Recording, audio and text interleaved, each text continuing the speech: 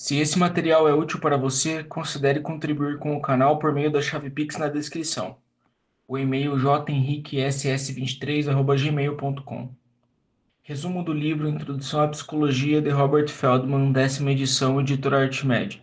Capítulo 13. Tratamento dos transtornos psicológicos. Apesar de sua diversidade, as abordagens de tratamento dos transtornos psicológicos enquadram-se em duas categorias principais: terapias psicológicas e terapias biológicas. A terapia psicológica ou psicoterapia é um tratamento em que um profissional treinado, um terapeuta, utiliza técnicas psicológicas para ajudar alguém a superar dificuldades e transtornos psicológicos, a resolver problemas na vida ou a desenvolver o crescimento pessoal.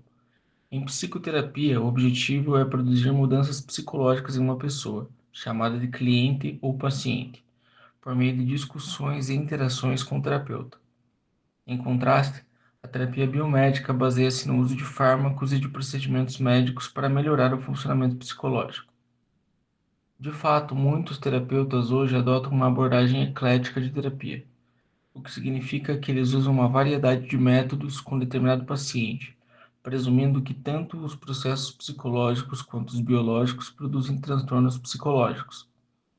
Os terapeutas ecléticos podem partir de diversas perspectivas simultaneamente para abordar os aspectos psicológicos e biológicos dos problemas de uma pessoa. Então, a psicoterapia é o tratamento no qual um profissional treinado, um terapeuta, utiliza técnicas psicológicas para ajudar uma pessoa a superar dificuldades e transtornos psicológicos e a resolver problemas na vida ou desenvolver crescimento pessoal. E a terapia biomédica é a terapia que se baseia no uso de fármacos e em outros procedimentos médicos para melhorar o funcionamento pessoal. Módulo 40. Psicoterapia, abordagens psicodinâmicas, comportamentais e cognitivas.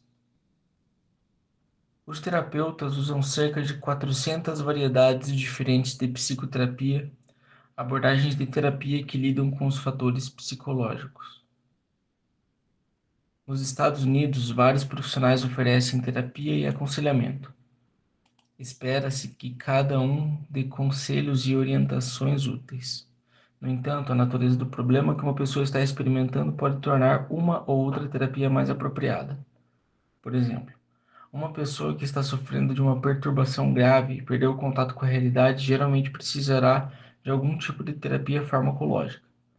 Nesse caso, um psiquiatra, que é médico, seria o profissional de escolha. Entretanto, aqueles que sofrem de transtornos mais leves, como dificuldade de se adaptar à morte de um membro da família, têm uma opção mais ampla que pode incluir um dos profissionais listados aqui. Recebendo a ajuda da pessoa certa. Psicólogos clínicos.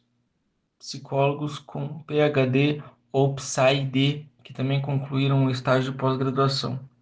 Eles se especializam na avaliação e no tratamento de problemas psicológicos, oferecendo terapia e, em alguns casos dos Estados Unidos, podem prescrever fármacos.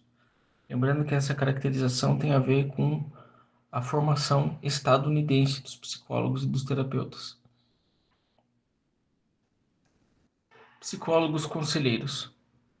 Psicólogos com PhD ou EDD que tratam problemas de ajustamento do dia a dia, geralmente em uma clínica universitária de saúde mental.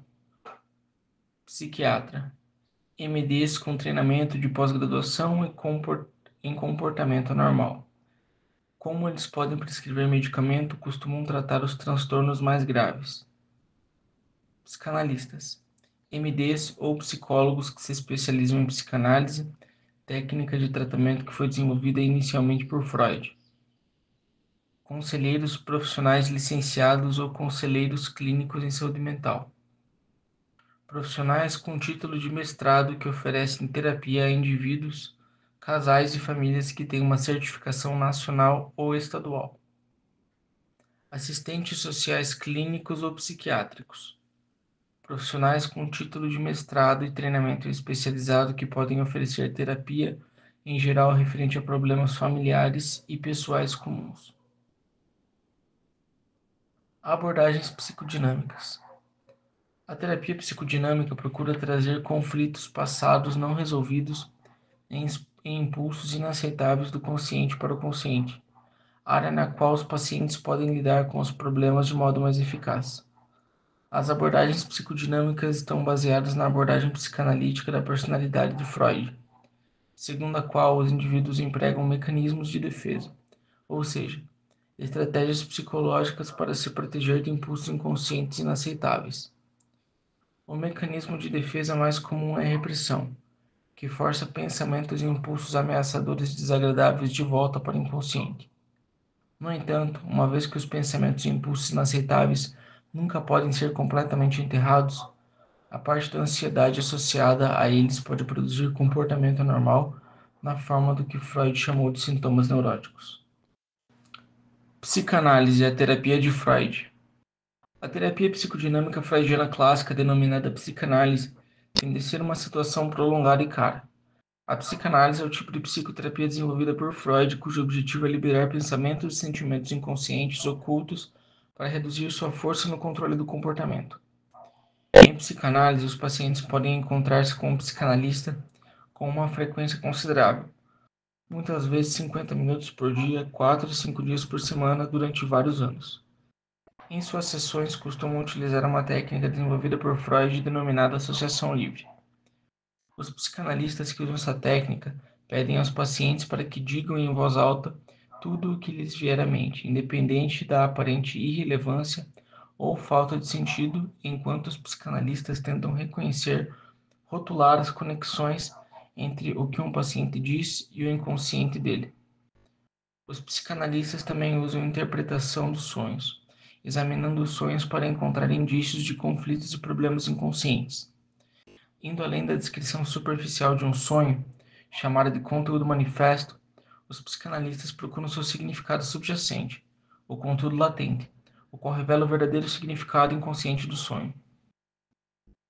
Resistência é uma incapacidade ou indisponibilidade para discutir ou revelar lembranças, pensamentos ou motivações particulares. Um psicanalista pode usar a transferência para ajudar um paciente a recriar relações passadas que foram psicologicamente difíceis. Abordagens psicodinâmicas contemporâneas. Poucas pessoas têm tempo, dinheiro e paciência para participar durante anos da psicanálise tradicional. Além disso, não há evidências conclusivas que mostrem que a psicanálise, conforme concebida por Freud no século XIX, funciona melhor do que outras formas mais recentes de terapia psicodinâmica. Hoje, a terapia psicodinâmica tende a ser de duração mais curta e, em regra, não dura mais do que 3 meses ou 20 sessões. O terapeuta assume um papel mais ativo do que Freud teria gostado, controlando o curso da terapia e incitando ou aconselhando o paciente com uma diretividade considerável. Ele atribui menos ênfase à história passada e à infância do paciente e, em vez disso, concentra-se nas relações atuais do indivíduo e em suas queixas específicas. Avaliando a terapia psicodinâmica. Os críticos questionaram toda a base teórica da terapia psicodinâmica. Eles argumentam que os construtos como inconsciente não eram confirmados cientificamente. Apesar dessa crítica, no entanto, a abordagem de tratamento psicodinâmico permaneceu viável. Para algumas pessoas, ela oferece soluções para questões psicológicas difíceis, proporciona tratamento efetivo para determinados transtornos psicológicos e permite o desenvolvimento potencial de um grau incomum de insight sobre a própria vida. Abordagens comportamentais, fundamentadas no processo básico de aprendizagem. As abordagens comportamentais têm o seguinte pressuposto fundamental: tanto o comportamento anormal quanto o normal são aprendidos. As pessoas que agem normalmente não aprenderam as habilidades de que precisavam para enfrentar os problemas da vida diária ou adquiriram habilidades e padrões falhos que estão sendo mantidos por algum tipo de reforço. Para modificar o comportamento anormal, então, os proponentes das abordagens comportamentais propõem que as pessoas precisam aprender um novo comportamento para substituir as habilidades falhas que desenvolveram e desaprender os padrões de comportamento mal adaptativos. Os psicólogos comportamentais não precisam examinar o passado ou a psique das pessoas. Em vez de encarar o comportamento anormal como um sintoma de um problema subjacente, eles consideram o comportamento anormal como um problema que precisa de modificação. O objetivo da terapia é mudar o comportamento das pessoas para lhes permitir que funcionem mais efetivamente. Segundo essa visão, não existe outro problema além do próprio comportamento mal adaptativo. Se você puder mudar esse comportamento, o tratamento será bem sucedido. Tratamentos de condicionamento clássico. Suponha que você morda sua barra de chocolate preferida e descubra não só que ela está infestada de formigas, mas que você também engoliu uma quantidade delas. Você imediatamente fica doente do estômago e vomita. Sua reação a longo prazo? Você nunca mais volta a comer aquele tipo de doce e pode levar meses até que você coma qualquer tipo de doce. Você aprendeu pelo processo básico de condicionamento clássico a evitar o doce para que não fique doente e vomite. Condicionamento aversivo. Esse exemplo simples ilustra como uma pessoa pode ser classicamente condicionada a modificar o comportamento. Os terapeutas comportamentais usam esse princípio quando empregam o condicionamento aversivo, uma modalidade de terapia que reduz a frequência do comportamento indesejado, associando um estímulo aversivo desagradável ao comportamento indesejado. Por exemplo, os terapeutas comportamentais podem usar o condicionamento aversivo associando o álcool a um medicamento que cause náusea e vômitos. Depois que os dois foram relacionados alguma vez, a pessoa associa o álcool isoladamente aos vômitos e o considera menos atraente. Embora a terapia aversiva funcione razoavelmente bem na inibição de problemas de abuso de substância como o alcoolismo e certos tipos de transtornos sexuais, os críticos questionam sua eficácia a longo prazo. Além disso, preocupações éticas importantes envolvem as técnicas aversivas que empregam estímulos tão potentes quanto o choque elétrico, usado pelos terapeutas somente em casos mais extremos, como automutilação por parte do paciente. Dessensibilização sistemática. Outro tratamento que se desenvolveu a partir do condicionamento clássico foi a dessensibilização sistemática, que é a exposição gradual a um estímulo que produz ansiedade é associado ao relaxamento para extinguir a resposta de ansiedade. Suponha, por exemplo, que você tivesse um medo extremo de voar. O simples pensamento de estar dentro do avião já faria com que você começasse a suar e tremer, e você não conseguiria ficar suficientemente perto do aeroporto para saber como reagiria se, na verdade, tivesse de voar para algum lugar. Usando a dessensibilização sistemática para tratar o problema, você primeiro seria treinado em técnicas de relaxamento por um terapeuta comportamental e aprenderia a relaxar seu corpo por inteiro. Um estado altamente agradável, como se pode imaginar.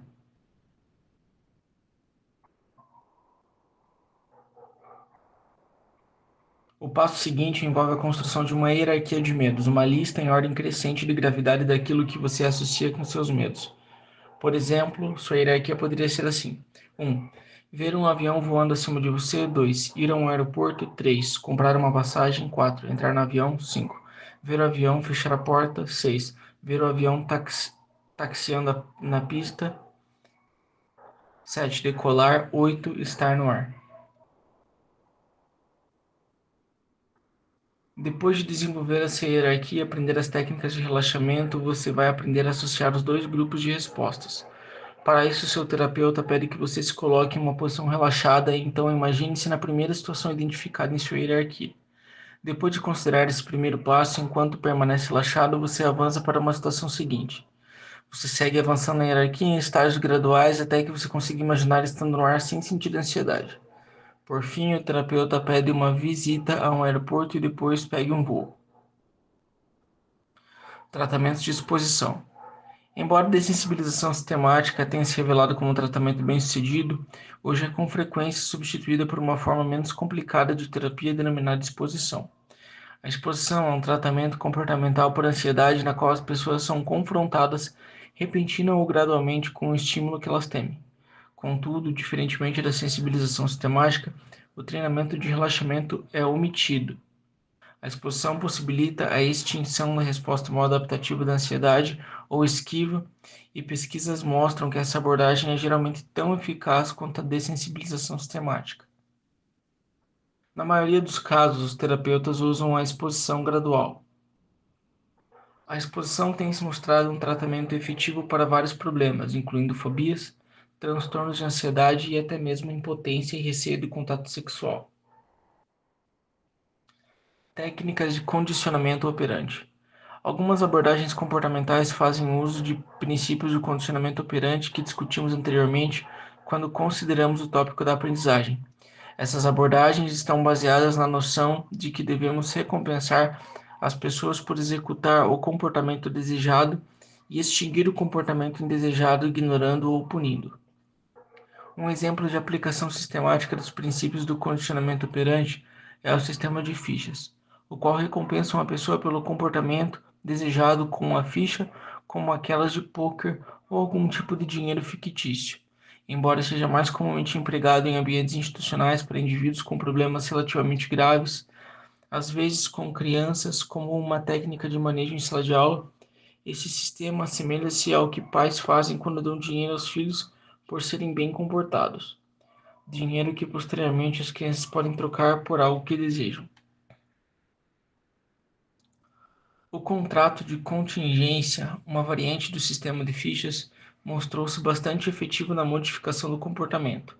No contrato de contingência, o terapeuta e cliente, ou professor e aluno, ou pai e filho, redigem um acordo escrito. O contrato estabelece uma série de objetivos comportamentais que o cliente espera atingir. Ele também especifica as consequências positivas para o cliente se ele atingir os objetivos. Em regra, uma recompensa explícita, como o dinheiro ou privilégios adicionais. Os contratos costumam estabelecer consequências negativas se o cliente não alcançar os objetivos. Os terapeutas comportamentais também usam a aprendizagem observacional, um processo no qual o comportamento de outras pessoas serve como modelo para ensinar sistematicamente às pessoas novas habilidades e formas de lidar com seus medos e ansiedades. Por exemplo, a modelagem ajuda quando os terapeutas estão ensinando habilidades sociais básicas, como manter o contato visual durante uma conversa e agir assertivamente. De modo similar, as crianças com fobias de cães conseguiram superar seus medos observando outra criança, chamada de parceiro sem medo, caminhar com um cão, tocar nele, acariciá-lo e finalmente brincar com ele. A modelagem, então, pode desempenhar um papel eficaz na solução de alguns tipos de dificuldades no comportamento, especialmente se o modelo receber uma recompensa por seu comportamento. Na terapia comportamental dialética, o objetivo está em fazer as pessoas mudarem seu comportamento e a visão de si mesmas, aceitando quem elas são, independentemente se isso coincide com o seu ideal. Mesmo que sua infância tenha sido disfuncional ou que tenham arruinado suas relações com os outros, isso está no passado. O que importa é quem elas desejam tornar-se. Assim como as abordagens de tratamento baseadas nos princípios do condicionamento clássico e operante, a terapia comportamental dialética é resultante das abordagens comportamentais, mas ela também inclui componentes de outras perspectivas. Os terapeutas que usam a terapia comportamental dialética procuram fazer os pacientes perceberem que eles basicamente têm duas opções: ou permanecem infelizes ou mudam. Depois que os pacientes concordam que desejam mudar, depende deles a modificação do seu comportamento. Os pacientes são ensinados que, mesmo que sintam infelicidade, raiva ou outra emoção negativa, não é preciso que isso regule seu comportamento. É seu comportamento que conta, não sua vida interior. A terapia comportamental dialética ensina habilidades comportamentais que ajudam as pessoas a se comportar mais efetivamente e a controlar suas emoções. Embora esta seja uma forma de terapia relativamente nova, evidências crescentes apoiam sua eficácia, sobretudo em certos transtornos de personalidade. Avaliando a terapia comportamental. A terapia comportamental funciona especialmente bem para eliminar transtornos de ansiedade, tratar fobias e compulsões, estabelecer o controle sobre os impulsos e ensinar habilidades sociais complexas para substituir o comportamento mal adaptativo. Os críticos da teoria comportamental acreditam que, como ela enfatiza a mudança do comportamento externo, as pessoas não têm necessariamente uma percepção dos pensamentos e expectativas que podem estar promovendo o comportamento mal adaptativo. Todavia, evidências neurocientíficas mostram que os tratamentos comportamentais podem produzir mudanças reais no funcionamento cerebral, o que indica que tais intervenções podem produzir mudanças além do comportamento externo. Por exemplo, um experimento examinou as reações neurológicas de pacientes com transtorno de personalidade borderline, que participam de um programa de terapia comportamental dialética de 12 semanas. Comparados com um grupo controle composto por pessoas que não tinham o transtorno, os pacientes demonstraram mudanças significativas em suas reações a estímulos altamente excitantes que evocam emoções. Após a terapia, o funcionamento neurológico dos pacientes foi mais parecido com o daqueles sem o transtorno do que antes da terapia. A neurociência na vida. Como a terapia comportamental modifica o cérebro?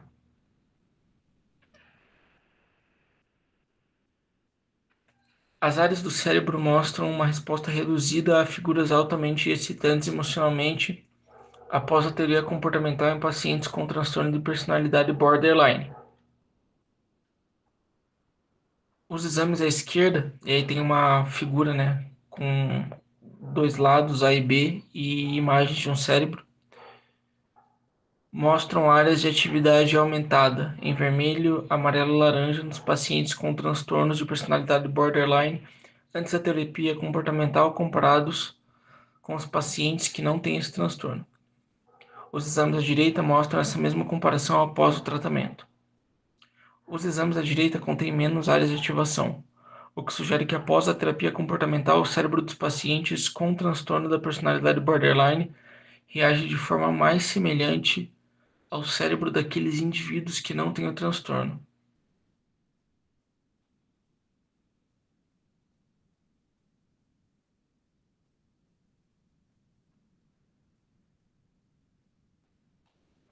Abordagens cognitivas. Se você presumisse que pensamentos e crenças ilógicas residem na essência dos transtornos psicológicos, a rota de tratamento mais direta não seria ensinar às pessoas modos de pensamentos novos e mais adaptativos? A resposta é sim, de acordo com os psicólogos que utilizam uma abordagem cognitiva de terapia. As abordagens cognitivas ensinam as pessoas a pensar de maneira mais adaptativa, modificando suas cognições disfuncionais sobre o mundo e sobre si mesmas. Diferentemente dos terapeutas comportamentais, que propõem a modificação do comportamento externo, os terapeutas cognitivos tentam modificar o modo como as pessoas pensam além de seu comportamento. Como frequentemente usam princípios básicos de aprendizagem, os métodos que eles empregam são por vezes referidos como abordagem cognitivo-comportamental. Aqui tem uma distinção entre abordagens cognitivas e abordagem cognitivo-comportamental. As cognitivas são abordagens de tratamento que ensinam as pessoas a pensar de maneira mais adaptativa, modificando suas cognições disfuncionais sobre o mundo e sobre si mesmas. E as cognitivo-comportamentais são abordagens de tratamento que incorporam princípios básicos de aprendizagem para modificar o modo como as pessoas pensam. Tem também a terapia comportamental racional emotiva, que é uma forma de terapia que tenta reestruturar o sistema de crenças de uma pessoa conforme um conjunto de visões mais realistas, racionais e lógicas, questionando crenças disfuncionais que mantêm o comportamento irracional. Eu vou continuar aqui, talvez eu repita o último parágrafo que eu li. Embora as abordagens cognitivas assumam muitas formas, todas elas compartilham o pressuposto de que a ansiedade, a depressão e as emoções negativas desenvolvem-se a partir do pensamento mal adaptativo. A terapia cognitiva é relativamente de curto prazo e dura um máximo de 20 sessões. A terapia tende a ser altamente estruturada e centrada em problemas concretos. Os terapeutas com frequência começam ensinando a teoria que subjaz a abordagem. Então continuam a assumir um papel ativo durante o curso da terapia, atuando como uma combinação de professor, treinador e parceiro. Um bom exemplo de intervenção cognitiva, a terapia comportamental racional emotiva, tenta reestruturar o sistema de crenças de uma pessoa conforme um conjunto de visões mais realistas, racionais e lógicas. De acordo com o psicólogo Albert Ellis, muitas pessoas levam vidas infelizes e sofrem de transtornos psicológicos porque têm ideias irracionais e irrealistas como essas. Precisamos de amor ou aprovação de todas as pessoas significativas para tudo o que fazemos. Devemos ser inteiramente competentes, adequados e bem-sucedidos em todos os aspectos possíveis para nos considerarmos merecedores desse sucesso. É horrível quando as pessoas não acontecem do jeito. Corrigindo, é horrível quando as coisas não acontecem do jeito que queremos. Tais crenças irracionais desencadeiam emoções negativas, que por sua vez apoiam as crenças irracionais e levam a um ciclo de autoderrotismo. Eles chamam isso de modelo ABC, no qual as condições de ativação negativa A levam à ativação de um sistema de crenças irracionais B, e que produz consequências emocionais C. Por exemplo, se uma pessoa vivencia o rompimento de um relacionamento próximo A e tem a crença irracional B de que nunca vou ser amado de novo, isso desencadeia emoções negativas, que por sua vez retroalimentam o apoio à crença irracional. Então o esquema é o seguinte: A. Condição de ativação negativa, que é o rompimento da relação íntima, que leva a B. Sistemas de crenças irracionais, que é nunca vou ser amado de novo, que leva a C. Consequências emocionais. Ansiedade, solidão, tristeza, depressão, que realimenta a B, que é o sistema de crenças irracionais do tipo nunca vou ser amado de novo. A terapia cognitivo-comportamental é consideravelmente menos confrontadora e questionadora do que a terapia comportamental racional emotiva. Em vez de o terapeuta discutir ativamente com os clientes acerca de suas condições disfuncionais, os terapeutas cognitivo-comportamentais desempenham mais comumente o papel de professor. Os terapeutas estimulam os pacientes a obter informações por conta própria que os levarão a descartar o seu pensamento impreciso por meio de um processo de avaliação cognitiva. Na avaliação cognitiva, os clientes são convocados a avaliar situações a si mesmos e aos outros em termos de memórias, valores, crenças, pensamentos e expectativas. Durante o curso do tratamento, os terapeutas ajudam os clientes a descobrir formas de pensar mais apropriadamente sobre si mesmo e os outros.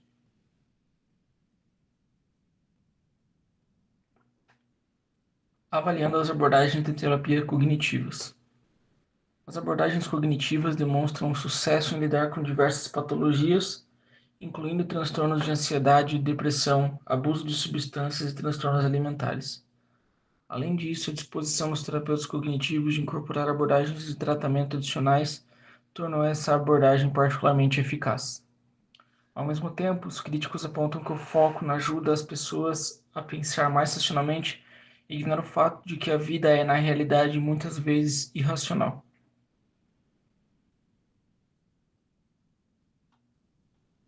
A neurociência em sua vida. Como a terapia cognitivo-comportamental modifica o cérebro. Certas psicopatologias, como transtornos de ansiedade generalizada, são frequentemente tratadas com medicamentos como inibidores da recaptação de serotonina, IRS. No entanto, efeitos similares podem às vezes ser obtidos com tratamentos que abordam mudança dos padrões de pensamento, como a terapia cognitivo-comportamental, a TCC. Conforme é visto na imagem, adolescentes com transtorno de ansiedade generalizada mostram a ativação aumentada do córtex pré-frontal ventrolateral, CPFVL, enquanto observam rostos zangados, que devem provocar ansiedade. Após o tratamento com IRS e TCC, o CPFVL é uma área do cérebro que regula emoções negativas, como a ansiedade e a atividade cerebral aumentada está relacionada à gravidade reduzida nos transtornos de ansiedade generalizada. sugerindo que a TCC é tão eficaz quanto os tratamentos com fármacos. Resumo. Quais são os objetivos das abordagens de tratamentos psicológicas e biológicas? A psicoterapia, terapia psicológica e a terapia biomédica, terapia biológica, compartilham o objetivo de resolver problemas psicológicos por meio da modificação dos pensamentos, sentimentos, expectativas, avaliações e comportamento das pessoas.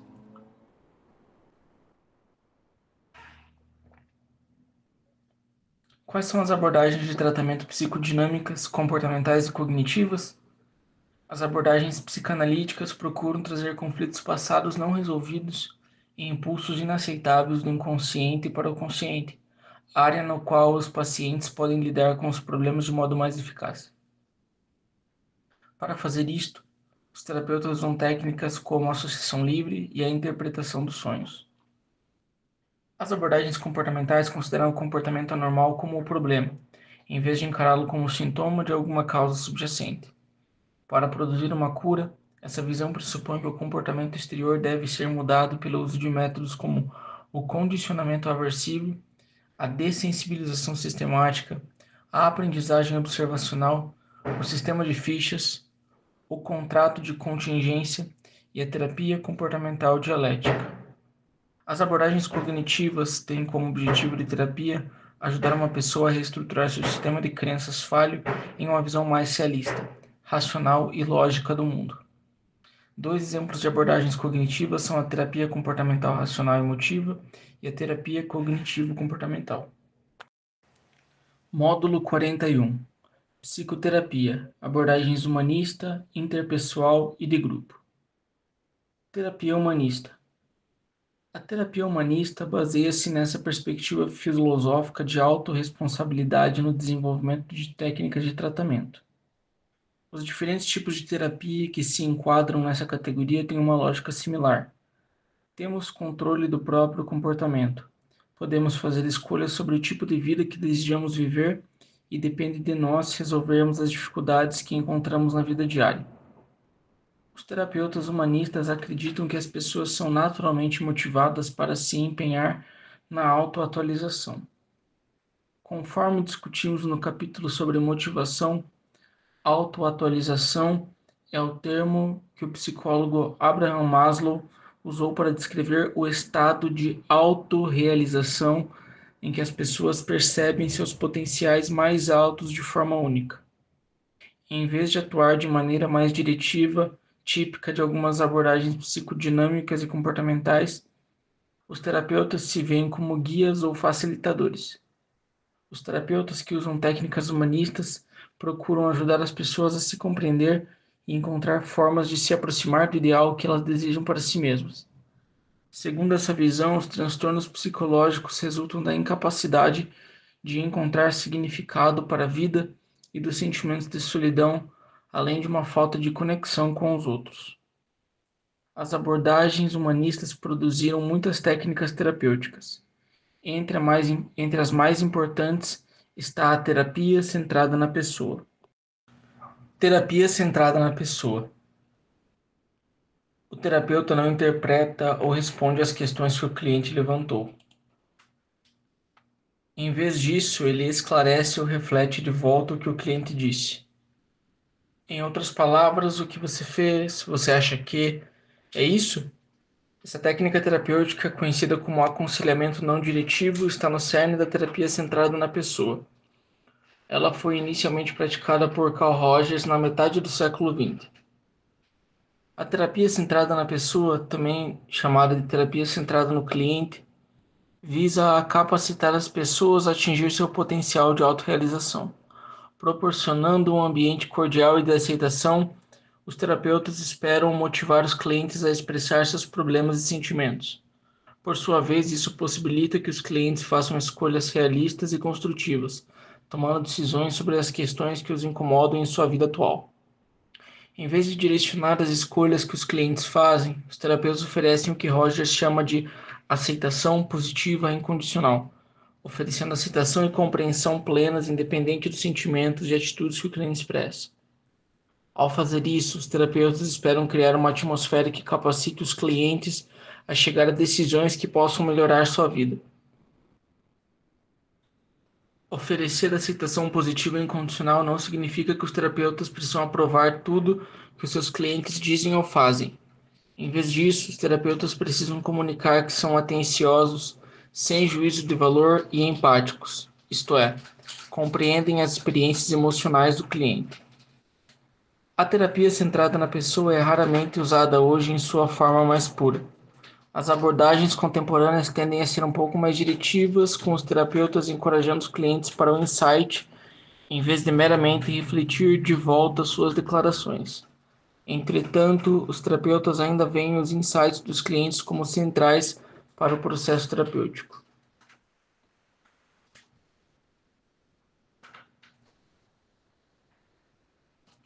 Avaliando as abordagens de terapia humanistas.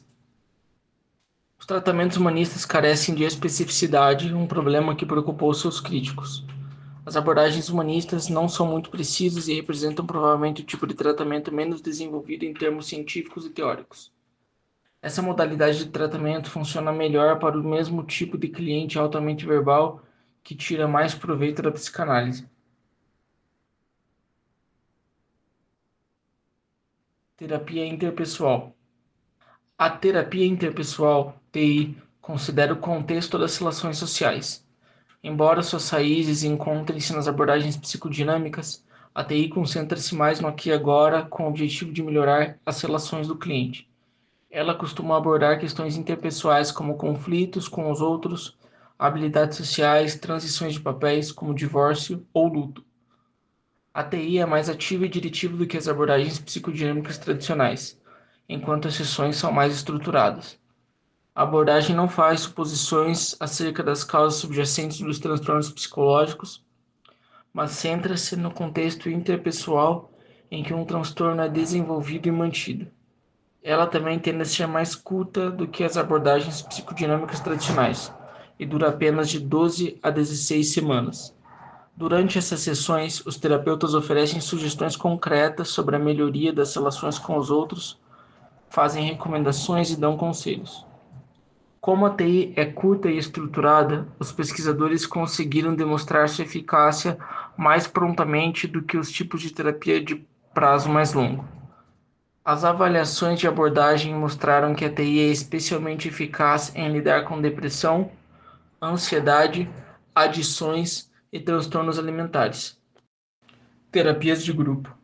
Embora a maior parte dos tratamentos aconteça entre um único indivíduo e seu terapeuta, algumas formas de terapia envolvem grupos de pessoas que procuram tratamento. Na terapia de grupo, várias pessoas que não são relacionadas reúnem-se com um terapeuta para discutir algum aspecto de seu funcionamento psicológico. As pessoas geralmente discutem com o grupo seus problemas, os quais se centram em uma dificuldade comum, como o alcoolismo ou falta de habilidades sociais. Os outros membros do grupo fornecem apoio emocional e dão conselhos sobre a maneira como ele deve enfrentar efetivamente tais problemas. Os grupos variam amplamente em termos de modelo particular que empregam. Existem grupos psicanalíticos, grupos humanistas, grupos que correspondem a outras abordagens terapêuticas. Os grupos também diferem em relação ao grau de orientação dada pelo terapeuta. Em alguns, o terapeuta é bastante diretivo. Em outros, os membros do grupo definem a própria agenda e determinam como o grupo prosseguirá. Como várias pessoas são tratadas simultaneamente da terapia de grupo, ela é um meio muito mais econômico de abordagem do que uma psicoterapia individual. Entretanto, os críticos argumentam que os contextos grupais carecem da atenção individual inerente à terapia um a um e que os indivíduos, especialmente tímidos ou retraídos, podem não receber a atenção de que precisam no contexto de um grupo. Terapia de família. Uma modalidade especializada de terapia de grupo é a terapia de família. Como o nome implica, a terapia de família envolve dois ou mais membros da família cujos problemas de um ou mais deles levou ao tratamento. Contudo, em vez de focar simplesmente os membros da família que apresentam o problema inicial, os terapeutas consideram a família como uma unidade na qual cada membro contribui. Ao se encontrar com toda a família simultaneamente, os terapeutas tentam entender como os membros da família interagem uns com os outros. Nesse tipo de terapia, os terapeutas encaram a família como um sistema e pressupõem que os indivíduos inseridos nela não conseguem melhorar sem compreender os conflitos observados nas interações entre eles. Assim, o terapeuta espera que cada membro contribua para a resolução do problema que está sendo tratado. Muitos terapeutas de família acreditam que os membros da família enquadram-se em papéis ou padrões de comportamento rígidos, como uma pessoa agindo como bode expiatório, outra como um intimidado e assim por diante. Segundo tal perspectiva, esse sistema de papéis perpetua os conflitos familiares. Um objetivo desse tipo de terapia, então, é conseguir que os membros da família adotem papéis e padrões de comportamento novos e mais construtivos. Terapia de autoajuda. Em muitos casos, a terapia de grupo não envolve um terapeuta profissional.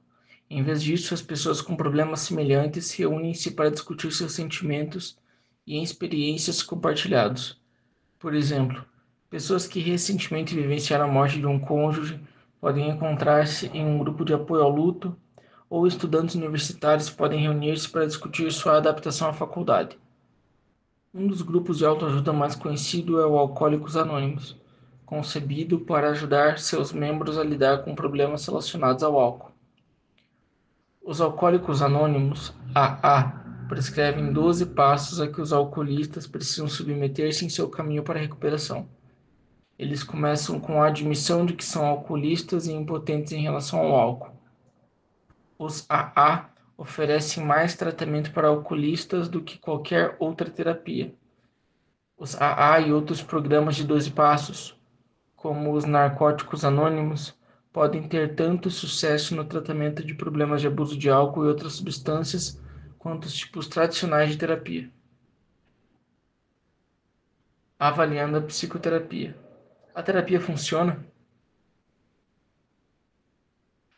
Essa pergunta requer uma resposta complexa. De fato, identificar uma única forma mais apropriada de tratamento é uma tarefa controversa e ainda não resolvida para os psicólogos especializados em transtornos psicológicos. Mesmo antes de considerar se uma modalidade terapêutica funciona melhor do que a outra, precisamos determinar se a terapia realmente alivia os transtornos psicológicos. Até a década de 50, a maioria das pessoas simplesmente presumia que a terapia era efetiva. Contudo, em 52, o psicólogo Hans Eysenck publicou um estudo influente questionando este pressuposto.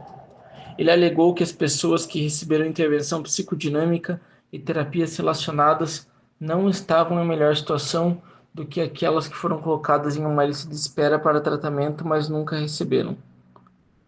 Eysenck concluiu que as pessoas entrariam em remissão espontânea, recuperação sem tratamento formal, se fossem apenas deixadas sozinhas.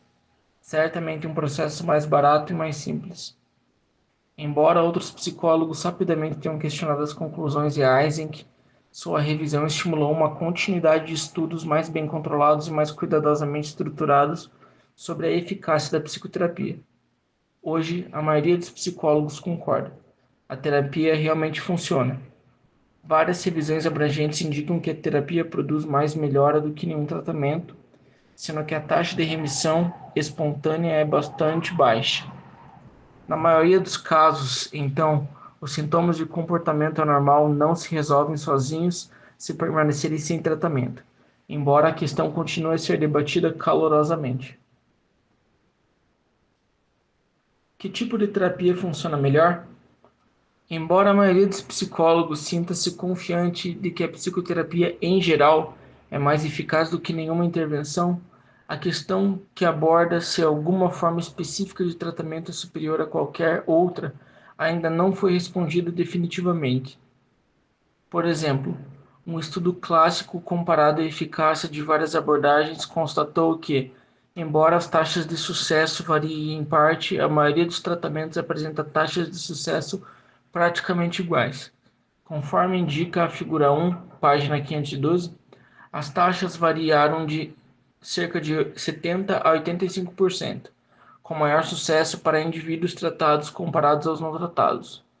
As abordagens comportamental e cognitiva tenderam a ser um pouco mais bem-sucedidas, mas esse resultado pode ser devido a diferenças na gravidade dos casos tratados. Outras pesquisas que se baseiam na meta-análise, ou seja, que os dados de um grande número de estudos são combinados estatisticamente, produzem conclusões gerais similares. Além disso, um grande levantamento com 186 mil indivíduos identificou que os respondentes acreditavam que tinham se beneficiado substancialmente com a psicoterapia. Entretanto, houve pouca diferença na satisfação do consumidor com base no tipo específico de tratamento que eles haviam recebido.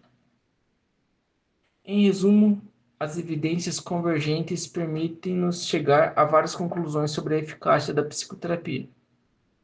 Para a maioria das pessoas, a psicoterapia é efetiva. Todavia, a psicoterapia não funciona para todos. Não há uma forma única de terapia que funcione melhor para todos os transtornos e certos tipos específicos de tratamento são melhores, embora não invariavelmente para tipos específicos de transtornos. A maioria das terapias compartilha vários elementos básicos similares. Consequentemente, não existe uma resposta única e definitiva para a questão mais ampla.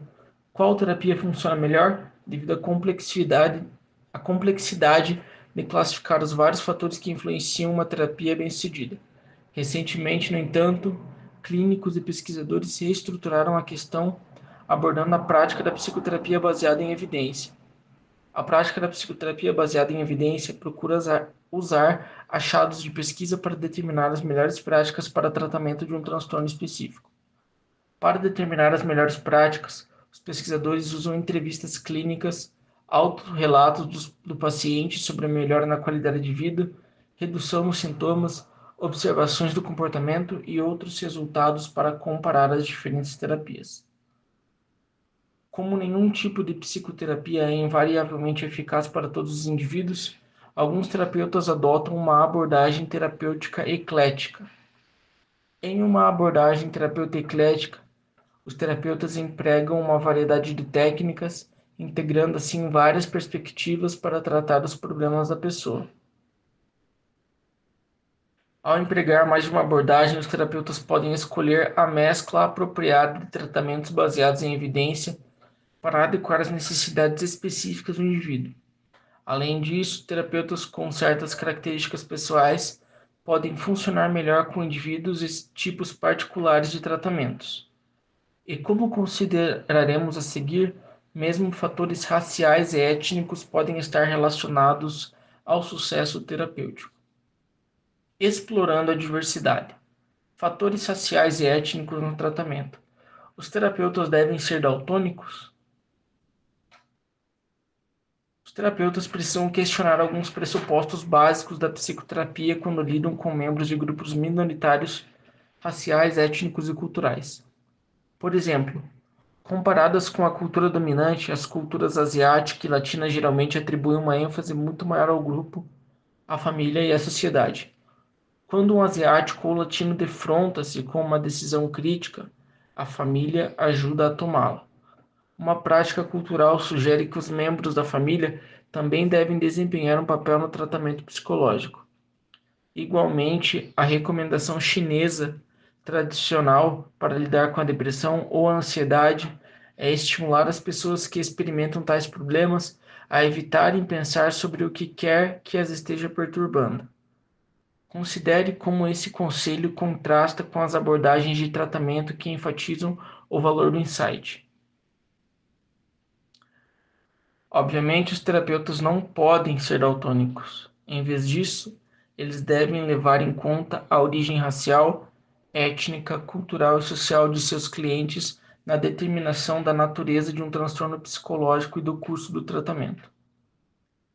A interpretação que os terapeutas fazem do comportamento de seus clientes é influenciada pela origem racial, étnica, cultural e social dos clientes. Resumo. Quais são as abordagens humanistas de tratamento?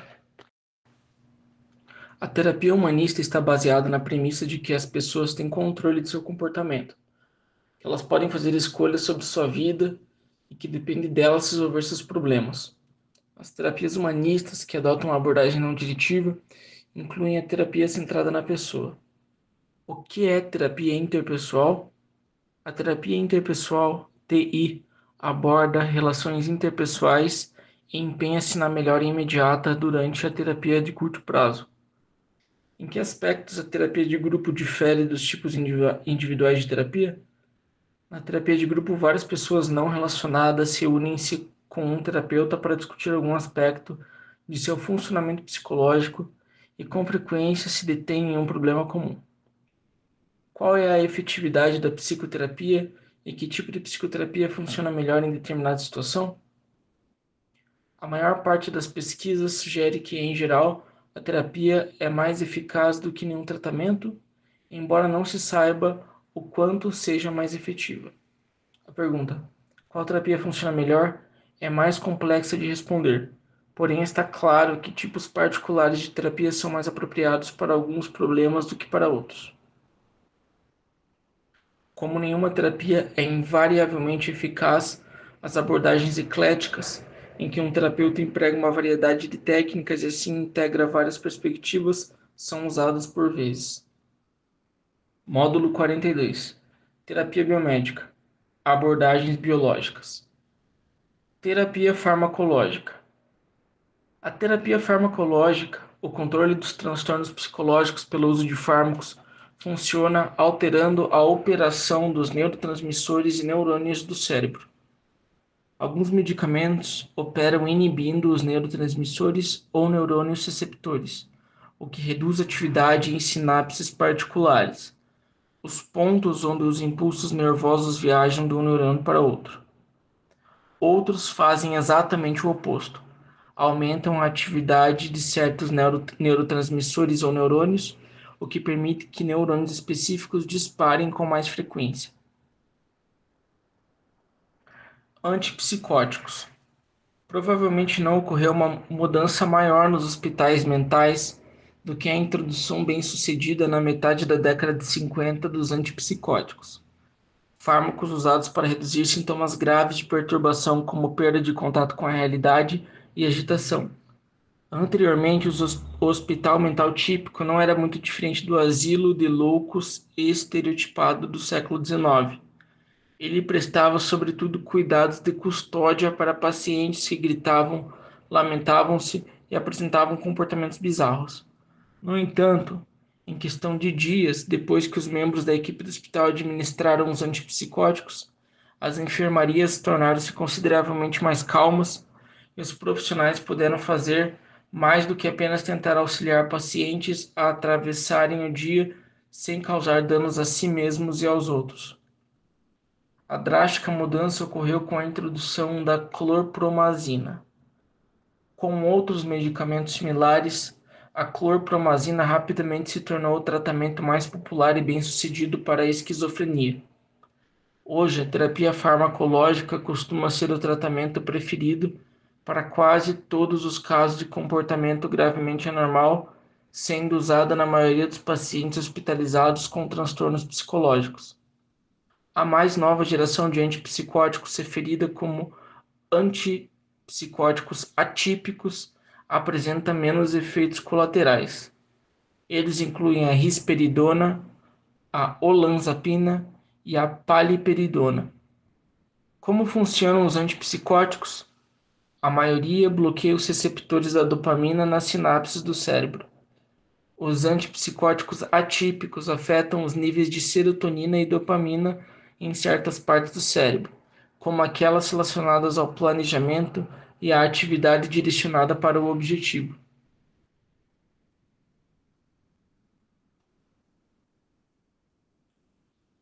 Figura 1. As principais classes de fármacos usados para tratar transtornos psicológicos apresentam efeitos diferentes no cérebro e no sistema nervoso. Tratamentos farmacológicos. Classe dos antipsicóticos e antipsicóticos atípicos. Efeitos do fármaco: redução da perda de contato com a realidade, agitação. Ação primária do fármaco: bloqueiam os receptores de dopamina. Exemplos: antipsicóticos: clorpromazina, clozapina, haloperidol. Antidepressivos tricíclicos. Redução da depressão. Permitem elevação nos neurotransmissores como norepinefrina. E exemplos: trazodona, amitriptilina e desipramina. Só para pontuar, a tabela está dividida em 4 colunas, sendo a primeira a classe do fármaco, a segunda os efeitos do fármaco, as terceiras a ação primária do fármaco e a quarta e última exemplos. Inibidores de monoaminoxidase, IMAOs. Redução da depressão, impedem que o MAO quebre os neurotransmissores. MAO é a monoaminoxidase. E os exemplos são fenilzina e tranilcipromina. Inibidores seletivos da recaptação de serotonina, ISRS. Redução da depressão. Inibem recaptação de serotonina. Fluoxetina e nefazodona. Estabilizadores do humor, lítio. Estabilização do humor. Podem alterar a transmissão de impulsos dentro dos neurônios. Lítio, divalproato de sódio, carbamazepina. Ansiolíticos. Redução do estresse. Aumentam a atividade do neurotransmissor de ácido GABA-aminobutírico, que é o GABA. E os exemplos são os benzodiazepínicos.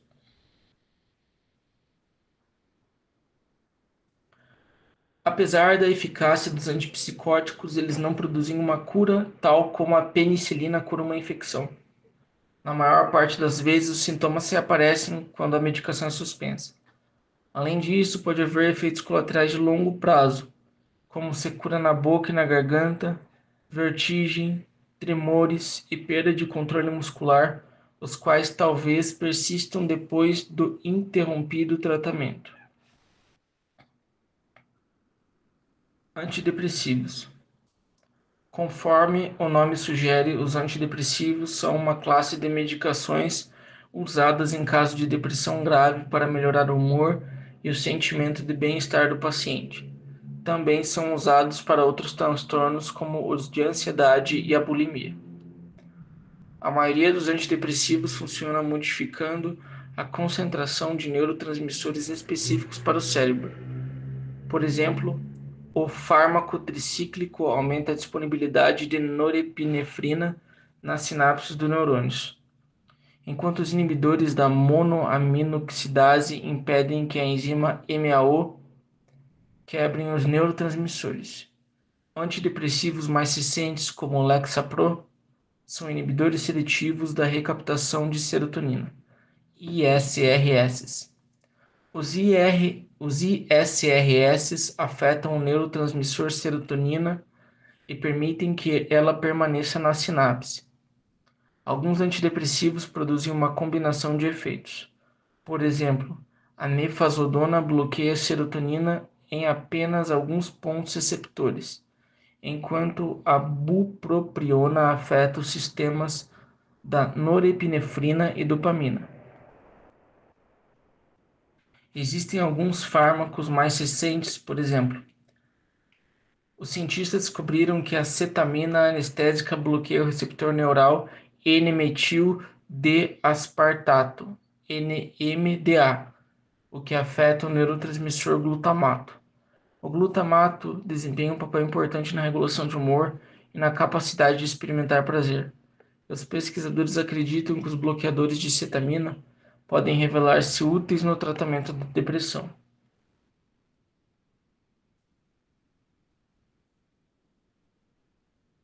As taxas gerais de sucesso dos antidepressivos são boas. Diferente dos antipsicóticos, os antidepressivos podem produzir recuperação duradoura e prolongada da depressão.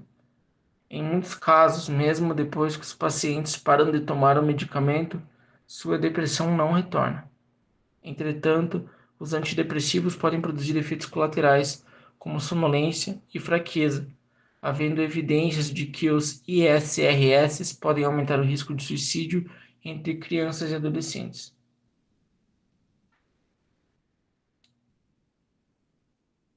Os inibidores seletivos da recaptação de serotonina, ISRS, reduzem a depressão, permitindo que o neurotransmissor serotonina permaneça na sinapse. Um antidepressivo mais recente, a nefazodona, opera mais seletivamente, para bloquear a serotonina apenas em alguns pontos, o que ajuda a reduzir os efeitos colaterais.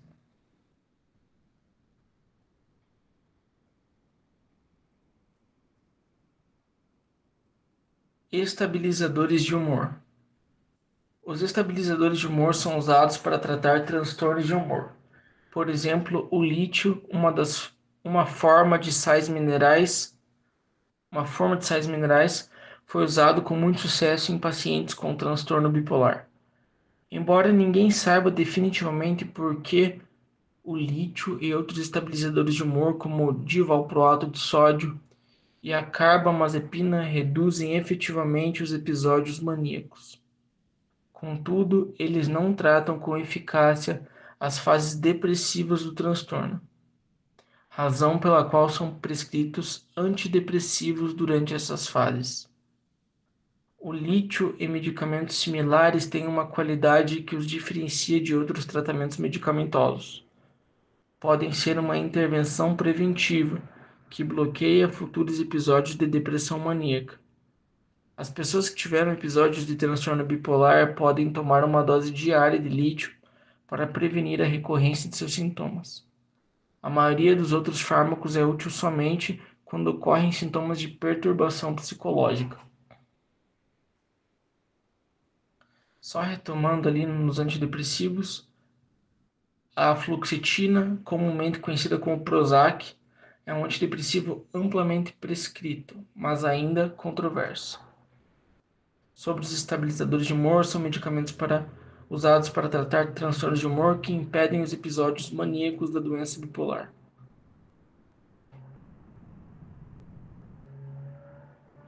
Ansiolíticos. Como o nome implica, os ansiolíticos reduzem o nível de ansiedade que uma pessoa experimenta e aumentam a sensação de bem-estar. São prescritos não somente para reduzir a tensão geral em pessoas que estão experimentando dificuldades temporárias, mas também para auxiliar no tratamento de transtornos de ansiedade mais graves. Ansiolíticos como o alprazolam e o Valium estão entre os fármacos que os médicos prescrevem com maior frequência. De fato, mais da metade de todas as famílias americanas tem alguém que já usou medicamento desse tipo em algum momento. Embora a popularidade dos ansiolíticos indique que eles oferecem poucos riscos, esses fármacos podem produzir inúmeros efeitos colaterais potencialmente graves. Por exemplo, podem causar fadiga e seu uso prolongado pode causar a dependência. Quando ingeridos em combinação com álcool, alguns ansiolíticos tornam-se letais. Porém, uma questão mais importante refere-se a seu uso para suprimir a ansiedade. Quase todas as abordagens terapêuticas das perturbações psicológicas encaram a ansiedade contínua como um sinal de algum outro tipo de problema. Assim sendo, medicamentos que mascaram a ansiedade podem estar simplesmente ocultando outras dificuldades. Consequentemente, em vez de confrontar seus problemas subjacentes, as pessoas talvez estejam escondendo-os com o uso de ansiolíticos. Eletroconvulsoterapia, ECT. Introduzida inicialmente na década de 30, a ECT é um procedimento usado no tratamento de depressão grave. Nesse procedimento, uma corrente elétrica de 70 a 150 volts é rapidamente administrada na cabeça de um paciente, o que causa perda de consciência e, com frequência, convulsões. Em geral, os profissionais de cuidados à saúde sedam os pacientes e ministram-lhes relaxantes musculares antes de administrar a corrente. Esses preparativos ajudam a reduzir a intensidade das contrações musculares produzidas durante a ECT. O paciente típico recebe cerca de 10 tratamentos com ECT no curso de um mês. Porém, alguns pacientes continuam com tratamentos de manutenção durante os meses seguintes. A ICT é uma técnica controversa. Além de, obviamente, ser um tratamento desagradável que evoca imagens de eletrocução, costumam ocorrer efeitos colaterais. Por exemplo, após o tratamento, os pacientes geralmente experimentam desorientação, confusão e até perda de memória, que podem permanecer por meses. A ECT, porém, não produz melhora prolongada. Um estudo identificou que sem medicação de segmento, a depressão retornava na maioria dos pacientes que haviam se submetido a ECT. Por fim, mesmo quando a ECT funciona, não sabemos o porquê alguns críticos acreditam que ela pode causar lesões cerebrais permanentes. Diante das desvantagens da ECT, por que os terapeutas a utilizam?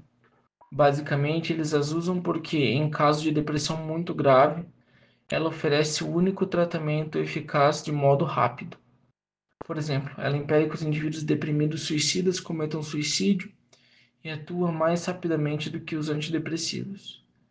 O uso da ECT aumentou na última década, sendo que mais de 100 mil pessoas submetem-se a ela a cada ano.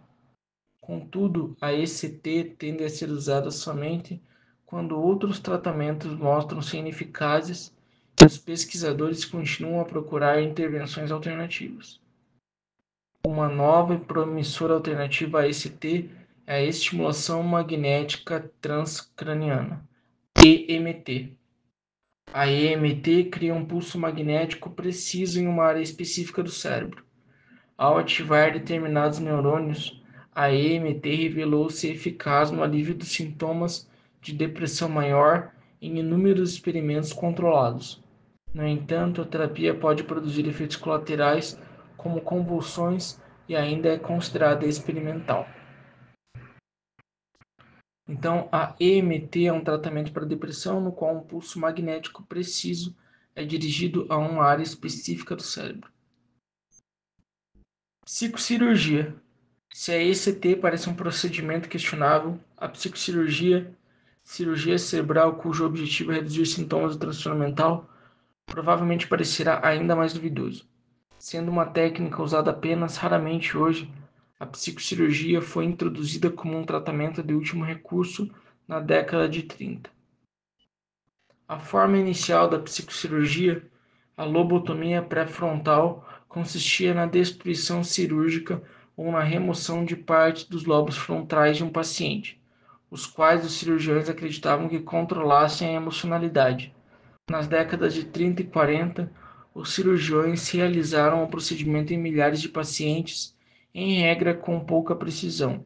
Por exemplo, em uma técnica comum, o cirurgião literalmente golpeava com um picador de gelo abaixo do globo ocular de um paciente e o girava para trás e para frente. A psicocirurgia com frequência melhorava o comportamento do paciente, mas não sem efeitos colaterais drásticos. Com a remissão de sintomas do transtorno mental, os pacientes por vezes experimentavam alterações na personalidade e ficavam mansos, apagados e sem emoções. Em outros casos, eles se tornavam agressivos e incapazes de controlar seus impulsos. Nos casos mais graves, o tratamento resultava em morte. Com a introdução de tratamentos farmacológicos eficazes e as questões éticas óbvias em relação à adequação de alterar para sempre a personalidade de uma pessoa, a psicocirurgia tornou-se praticamente obsoleta. Entretanto, ela ainda é usada em casos muito raros, quando todos os outros procedimentos falharam e o comportamento do paciente apresenta alto risco para si e para os outros. Por exemplo, os cirurgiões às vezes usam uma forma mais precisa de psicocirurgia chamada cingulotomia, em casos raros de transtorno obsessivo-compulsivo, em que eles destroem o tecido na área cingulada anterior do cérebro. Em outra técnica, a cirurgia da faca gama, feixes de radiação são usados para destruir áreas do cérebro relacionadas ao transtorno obsessivo-compulsivo. Ocasionalmente, pacientes em estágio terminal com dor grave e incontrolável também recebem psicocirurgia. No entanto, mesmo esses casos levantam questões éticas importantes, e a psicocirurgia permanece sendo um tratamento altamente controverso. Terapias biomédicas em perspectiva. Em alguns aspectos, não ocorreu revolução maior no campo da saúde mental do que as abordagens biológicas de tratamento. À medida que os pacientes anteriormente violentos e incontroláveis foram acalmados com o uso de medicamentos, os hospitais mentais conseguiram concentrar-se mais em realmente ajudar os pacientes e menos em funções de custódia. Além disso, os pacientes cujas vidas haviam sido perturbadas pela depressão ou por episódios bipolares foram capazes de funcionar normalmente. Outras formas de terapia farmacológica também apresentaram resultados notáveis. Novas formas de terapia biomédica também são promissoras. Por exemplo, a mais nova possibilidade de tratamento que permanece experimental no momento é a terapia genética. Conforme discutimos quando consideramos a genética comportamental, os genes específicos podem ser introduzidos em regiões particulares do cérebro. Esses genes têm o potencial de reverter ou até mesmo prevenir eventos bioquímicos que produzem transtornos psicológicos. Apesar de sua utilidade atual, a promessa futura, as terapias biomédicas não representam uma cura universal para os tratamentos psicológicos. Em certo aspecto, os críticos argumentam que tais terapias meramente proporcionam um alívio dos sintomas. Um transtorno mental, corrigindo, embora seja considerado um passo importante na direção certa, o tratamento biomédico pode não resolver os problemas subjacentes que levaram um paciente à terapia inicialmente. As terapias biomédicas também podem produzir efeitos colaterais que variam desde reações físicas menores até reações graves e o desenvolvimento de novos sintomas de comportamento anormal. Por fim, uma dependência excessiva das terapias biomédicas podem levar os terapeutas a negligenciar formas alternativas de tratamento que seriam úteis. No entanto, as terapias biomédicas, por vezes isoladamente e de modo mais comum em conjunto com a psicoterapia, permitiram que milhões de pessoas funcionassem melhor. Embora a terapia biomédica e a psicoterapia pareçam distintas, pesquisas mostram que, em última análise, as terapias biomédicas talvez não sejam tão diferentes das terapias pela fala como se poderia imaginar, ao menos em termos de suas consequências.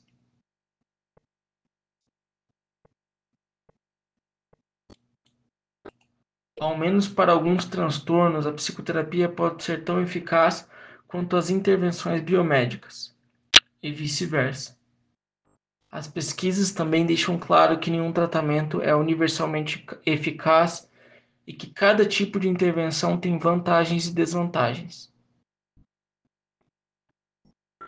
Psicologia comunitária, foco na prevenção. A psicologia comunitária tem um objetivo diferente: prevenir ou minimizar a incidência de transtornos psicológicos. Essa modalidade de psicologia chegou à maturidade na década de 60, quando profissionais de saúde mental desenvolveram planos para uma rede nacional de centros de saúde mental comunitária. A expectativa era que esses centros oferecessem serviços de saúde mental de baixo custo, incluindo terapia de curta duração e programas educacionais comunitários. Em outro desenvolvimento, a população dos hospitais mentais caiu quando os tratamentos farmacológicos tornaram a contenção física dos pacientes desnecessária. Essa transferência de ex-pacientes mentais das instituições para a comunidade, um processo conhecido como desinstitucionalização, foi encorajado pelo crescimento do movimento da psicologia comunitária. Os proponentes da desinstitucionalização queriam assegurar que não somente os pacientes desinstitucionalizados receberiam um tratamento apropriado, como também que seus direitos civis seriam mantidos.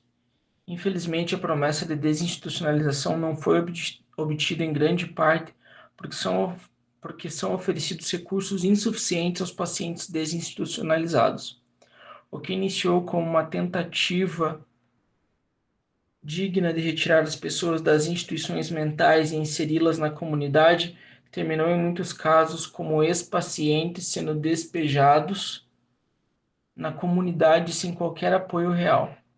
Muitos se tornaram desabrigados e acredita-se que entre 15% e 35% de todos os adultos desabrigados têm um transtorno psicológico maior, e alguns se envolveram em atos ilegais causados por sua psicopatologia.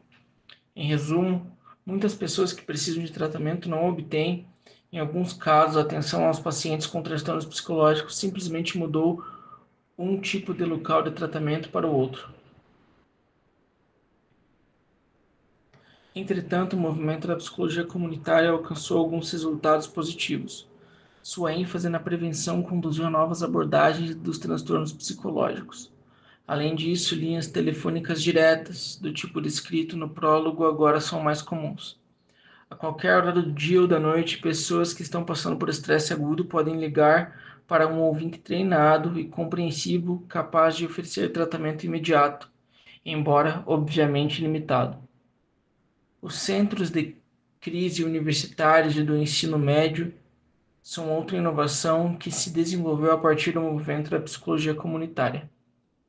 Usando como modelo centros com linha direta para a prevenção de suicídio, os centros de crise oferecem àqueles que telefonam uma oportunidade de discutir crises vitais com um ouvinte compreensivo que normalmente é um voluntário.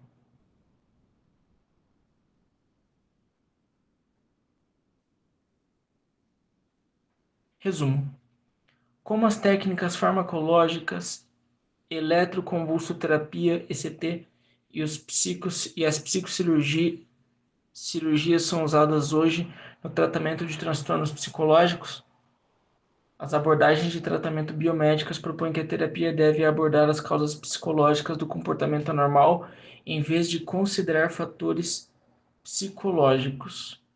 Acho que está errado na escrita do livro, porque deve ser abordar as causas biológicas do comportamento anormal, em vez de considerar os fatores psicológicos. A terapia farmacológica, o melhor exemplo dos tratamentos biomédicos, produziu reduções consideráveis nos sintomas de perturbação mental. Antipsicóticos como a clorpromazina reduzem com muita eficácia os sintomas psicóticos. Antidepressivos como o Prozac reduzem a depressão com tanto sucesso que são usados muito amplamente. Os ansiolíticos ou tranquilizantes menores estão entre os medicamentos de qualquer tipo mais frequentes prescritos.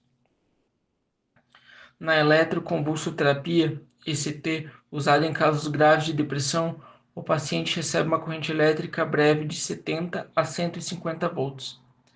A psicocirurgia consiste na destruição cirúrgica ou na remoção de certas partes do cérebro de um paciente. A abordagem da psicologia comunitária encorajou a desinstitucionalização, na qual pacientes mentais previamente hospitalizados foram liberados para a comunidade. Resumo geral do capítulo 13, Tratamentos dos transtornos psicológicos. Módulo 40, Psicoterapia. Abordagens psicodinâmicas, comportamentais e cognitivas. Terapia psicodinâmica. Psicanálise. Associação livre, dizer em voz alta o que vem à mente. Interpretação dos sonhos. Procura de indicações de conflitos inconscientes e problemas nos sonhos. Sessões frequentes por um longo período de tempo. Abordagens psicodinâmicas contemporâneas. As sessões são de mais curta duração, o terapeuta assume um papel mais ativo. O foco é mais no presente. Abordagens de tratamento comportamentais. Ajudam a modificar o comportamento em vez de encontrar causas subjacentes. Tratamentos de condicionamento clássico. Condicionamento aversivo, dessensibilização sistemática, tratamento de exposição. Técnicas de condicionamento operante. Sistema de fichas, contrato de contingências, aprendizagem observacional. Repetindo as abordagens de tratamento comportamentais. Elas ajudam a modificar o comportamento em vez de encontrar causas subjacentes e são dos seguintes tipos: tratamentos de condicionamento clássico, que envolve o condicionamento aversivo, dessensibilização sistemática e tratamento de exposição. As técnicas de condicionamento operante, que são sistema de fichas, contrato de contingências e a aprendizagem observacional. E por fim tem a terapia comportamental dialética, que ajuda as pessoas a modificar seu comportamento e a visão de si mesmas, aceitando quem elas são independente se isso combina com seu ideal. Abordagens cognitivas ensinam as pessoas a pensar de maneira adaptativa. Terapia comportamental racional e emotiva. A. Condição de ativação negativa, por exemplo, rompimento de relação íntima, que leva a B. Sistema de crenças irracionais. Exemplo, nunca vou ser amado de novo, que leva a C. Consequências emocionais. Exemplo, ansiedade, solidão, tristeza, depressão, que retroalimenta B e assim por diante. Módulo 41. Psicoterapia, abordagens humanista, interpessoal e de grupo. Terapia humanista centra-se na autorresponsabilidade nas técnicas de tratamento. Terapia centrada na pessoa ajuda a pessoas a atingir seu potencial para autoatualização usando aceitação positiva incondicional. Lembrando que autoatualização e autorrealização são os conceitos desenvolvidos pelo Maslow. Terapia interpessoal, TI, aborda as relações interpessoais e a melhora por meio de terapia de curta duração. Terapia de grupo. Várias pessoas reúnem-se com um terapeuta para discutir o funcionamento psicológico, sendo a terapia de família e a terapia de autoajuda dois exemplos de terapia em grupo. Sobre a questão de se a psicoterapia funciona, primeiro tem uma tabela mostrando a taxa de sucesso de diferentes abordagens, sendo a cognitiva a com a maior taxa, depois a dessensibilização sistemática, depois a psicodinâmica praticamente empatada com a comportamental e por último a centrada na pessoa ou no cliente. A psicoterapia costuma ser mais eficaz do que nenhum tratamento para a maioria das pessoas.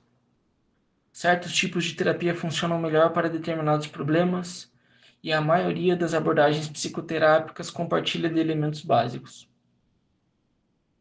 Módulo 42. Terapia biomédica, abordagens biológicas. Terapia farmacológica, controle de transtornos psicológicos com fármacos. Aí tem a lista dos tratamentos farmacológicos. A lista é dividida em 4 colunas, sendo a primeira classe do fármaco, a segunda efeitos do fármaco, a terceira ação primária do fármaco e a quarta exemplos. Primeira linha: antipsicóticos e antipsicóticos atípicos. Redução da perda de contato com a realidade e agitação. Bloqueiam os receptores da dopamina. Antipsicóticos: clorpromazina, clozapina e haloperidol. Segunda classe: antidepressivos e antidepressivos tricíclicos. Redução da depressão. Permitem elevação nos neurotransmissores como norepinefrina, trazodona, amitriptilina, desipramina. Terceira classe: inibidores de monoaminoxidase, IMAOs. Redução da depressão também, assim como os antidepressivos e os antidepressivos tricíclicos, só que impedem que a MAO quebre os neurotransmissores, sendo os exemplos feneuzina e tranilcipromina. Quarta classe, inibidores seletivos de recaptação de serotonina, ISRS. Também servem para a redução da depressão. Quer dizer, serve não, tem como efeito a redução da depressão. A ação primária inibe a recaptação de serotonina e os exemplos são fluoxetina e nefazodona.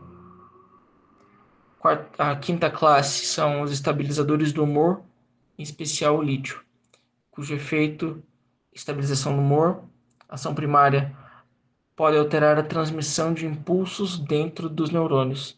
Tem que lembrar que a explicação do porquê os estabilizadores de humor são tão úteis na bipolaridade ainda são questionáveis. Os exemplos são o lítio, divalproato de sódio e a carbamazepina.